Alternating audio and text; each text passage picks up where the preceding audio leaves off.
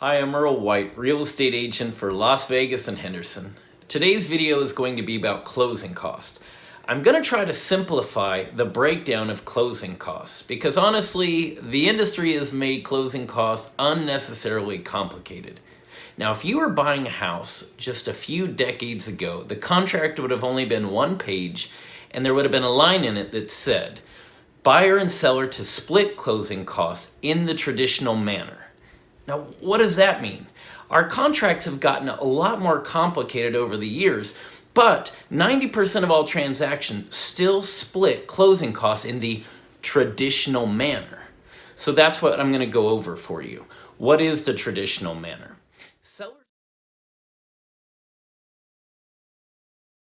So you're getting ready to sign. The first piece of paper they hand you is called a settlement statement. And honestly, it looks like something you would use to do your taxes. It is not simple. But for this video, I have created a simpler version. We're going to talk first about your three biggest expenses. Title policy. So the seller traditionally pays the title policy on this price house. It's going to be about $1,500. Not to be confused with the lender's title policy. If your buyer is getting a loan, the lender will require an additional policy called a lender's title policy, but that'll be paid for by the buyer. Next is your transfer tax. Clark County charges $5.10 per 1,000, and so it's going to be approximately $1,850. Escrow fees will be split 50-50. Your half is going to be about $600. Now, if you're in an HOA, that's not going to be cheap. The HOA charges a few different fees. A transfer fee traditionally. Definitely going to charge for a resale package. They're also going to charge something called a demand statement fee. And for each HOA, it's going to be about $600. I've known some people to be in areas that had 2 or even 3 HOAs. They were not happy.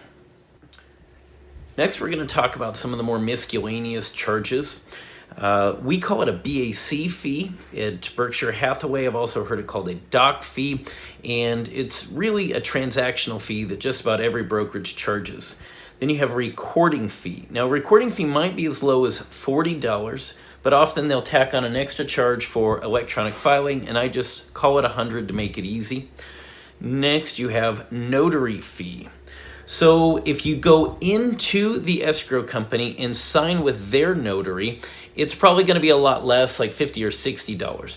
But if you have a mobile notary come out to your house and sign, it'll be about $150.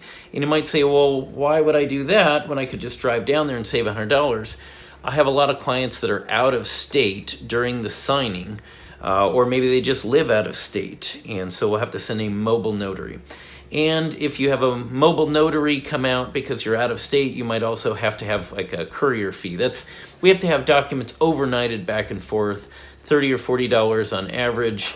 And so I just rounded up for, call it $50.